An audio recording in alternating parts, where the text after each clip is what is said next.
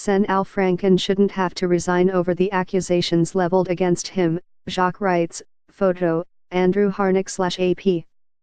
I can't believe I'm doing this, but I'm coming to the defense of Minnesota Sen. Al Franken. While he was actually pretty funny in his former life as a comedian, he seems to have lost most of his humor as a politician. And he's taken great pleasure in grandstanding and mocking Republicans he doesn't like at Senate hearings.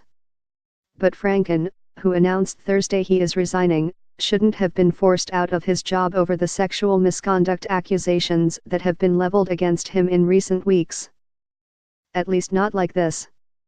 A handful of women have made claims that Franken has cupped their posteriors during photos or tried to kiss them, among other complaints.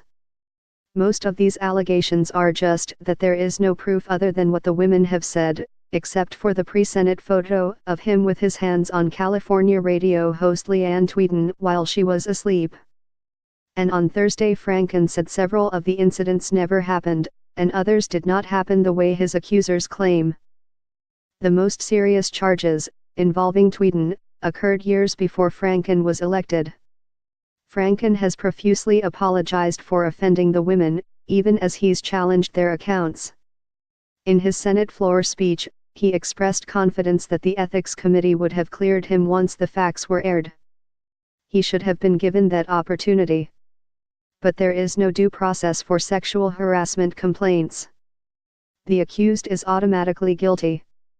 And every offense demands capital punishment.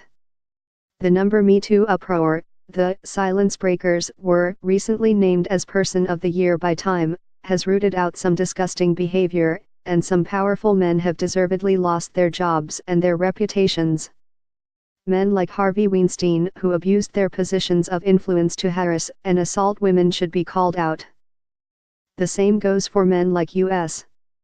Rep. John Conyers of Detroit, who resigned this week after being pummeled with accusations of unwanted groping and sexual advances by former female staff members. Not all of these accusations are equal, however, and they shouldn't be treated as such.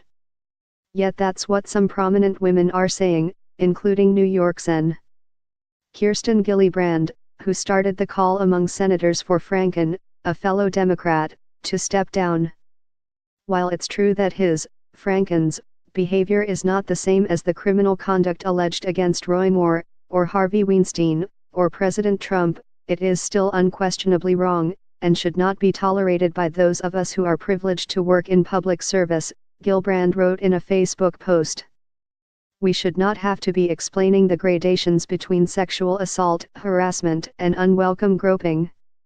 And what message do we send to our sons and daughters when we accept gradations of crossing the line? Gillibrand is no doubt harnessing the Me Too movement for her own political gain. But there is a significant difference between rape and assault and a pat on the rear or a hand on a back. One Detroit media personality has been accused of sexual harassment for poking a female colleague on the shoulder.